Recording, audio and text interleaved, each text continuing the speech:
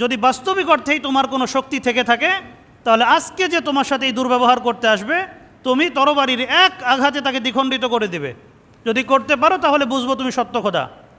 তো যখন সাহাবায়ে কেরাম তারা আকাবার 2টি বায়াত সম্পাদন করলেন এবং মদিনায় জোরেশোরে ইসলামের প্রচার প্রসার চলতে লাগলো, তখন মদিনার অধিকাংশ গোত্র তারা ইসলাম গ্রহণ করল। তবে মদিনার বনি সালেম গোত্রের সর্দার হজরত আমর ইবনে জামুহ রাদিয়াল্লাহু তাআলা আনহু তিনি ইসলাম গ্রহণ করা থেকে বিরত ছিলেন।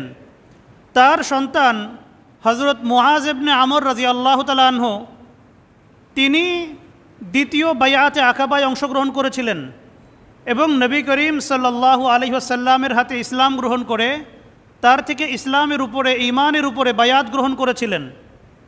যখন মদিনার অধিকাংশ লোকজন তারা ইসলাম গ্রহণ করে ফেললেন তখনও তার বাবা আমর ইবনে জামুহ রাদিয়াল্লাহু তাআলা আনহু তিনি ইসলাম গ্রহণ করেছিলেন না। তিনি ছিলেন একজন বৃদ্ধ মানুষ এবং মূর্তি পূজার উপরে অত্যন্ত অটল অবিচল। তিনি কিছুতেই তার পূর্বপুরুষের ধর্ম পরিত্যাগ করতে রাজি ছিলেন না। তার ধর্মবোধ অত্যন্ত কঠোর ছিল। অনেক দামি কাঠ দিয়ে একটি মূর্তি তৈরি করিয়ে তিনি তার বাড়িতে রেখেছিলেন। তিনি সকাল সন্ধ্যা 2 বেলা ওই মূর্তির পূজা করতেন এবং ওই মূর্তিকে তিনি প্রচণ্ড ভক্তি শ্রদ্ধা করতেন। মূর্তি পূজা ছাড়া তিনি আর কিছুই বুঝতেন না। কিন্তু বহুভাবে বোঝানোর পরেও যখন তিনি এই মূর্তি পূজা ছাড়তে রাজি হলেন না, তখন তার সন্তান হজরত মুআজ ইবনে আমর রাদিয়াল্লাহু তাআলা আনহু এবং আরেকজন বিখ্যাত সাহাবী হজরত মুআজ ইবনে জাবাল রাদিয়াল্লাহু তাআলা আনহু তারা দুইজন অন্য কিছু আনসারি সাহাবীকে নিয়ে একটি কৌশল অবলম্বন করলেন, যার মাধ্যমে তারা আমর ইবনে জামুহ রাদিয়াল্লাহু আনহুকে মূর্তি পূজার অসারতা, মূর্তির অক্ষমতা এবং মূর্তি যে কোনো উপকার করতে পারে না, এমনকি নিজেকেও রক্ষা করতে পারে না, এই বিষয়টা তারা তার চোখে আঙ্গুল দিয়ে দেখিয়ে দিয়েছিলেন। তারা কি ঘটনা ঘটিয়েছিলেন? তো আমর ইবনে জামুহ রাদিয়াল্লাহু আনহু ইসলাম গ্রহণ করার আগে প্রতিদিন তিনি 2 বেলা মূর্তির পূজা করতেন এবং মূর্তিকে তিনি আতর সুরমা মেখে দিতেন, অনেক সুগন্ধি দিয়ে দিতেন। তার অন্যতম একটা কাজ ছিল এই মূর্তির সেবা যত্ন করা।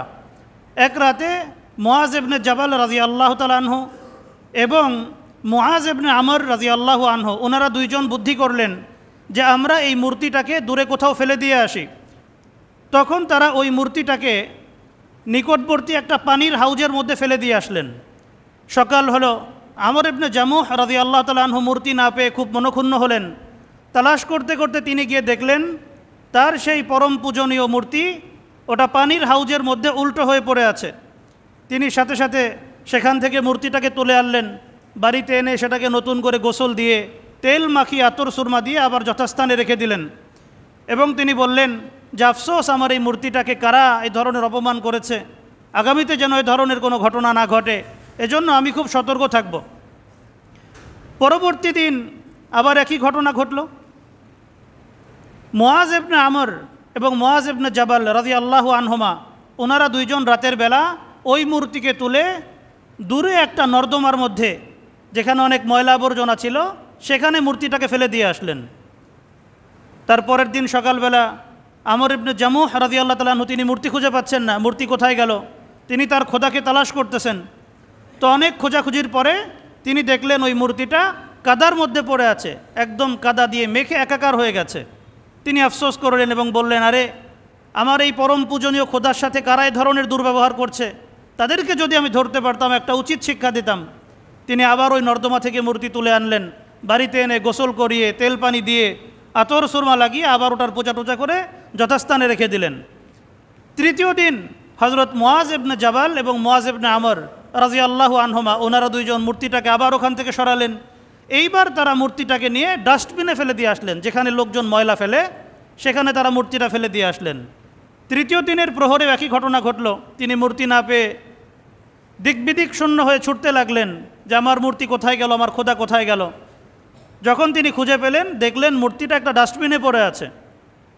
তিনি ওটাকে আবার তুলে আনলেন এবং ধুয়ে মুছে পরিষ্কার করে ওটার পূজা টুজা করে যথাস্থানে রাখলেন এবং তিনি বললেন যে আজকে তোমার একটা বড় পরীক্ষা হবে।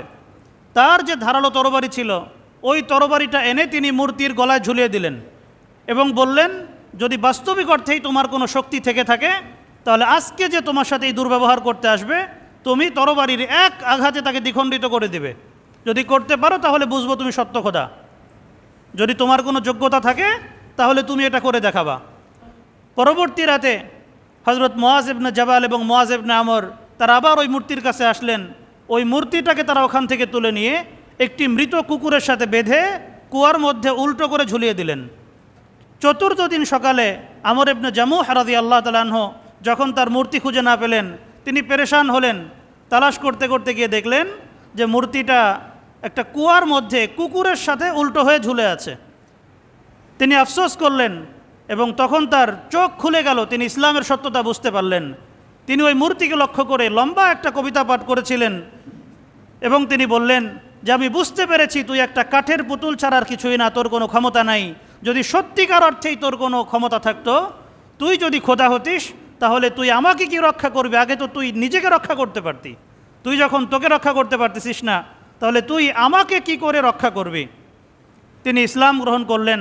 আল্লাহ সুবহানাহু ওয়া তাআলার অনেক প্রশংসা করলেন যে আল্লাহ সুবহানাহু ওয়া তাআলা আমাকে কবরে যাওয়ার আগে যে হেদায়েত দান করেছেন, আমাকে তিনি ইসলামের দৌলত দান করেছেন, আল্লাহর অনেক শুকরিয়া আদায় করলেন। নবী করিম সাল্লাল্লাহু আলাইহি সাল্লামের প্রশংসায় তিনি দীর্ঘ কবিতা পাঠ করলেন।